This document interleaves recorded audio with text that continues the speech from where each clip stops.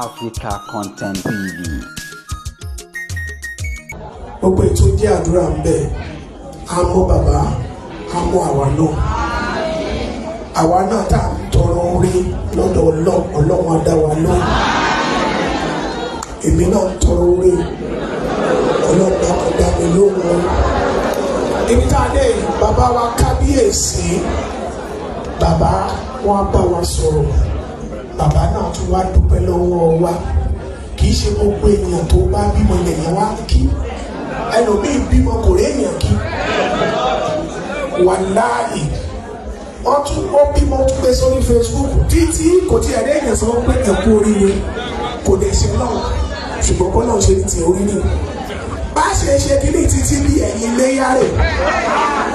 Wàláhì mo tún sọ wàláhì ojoojúmọ́ là á máa yọ̀.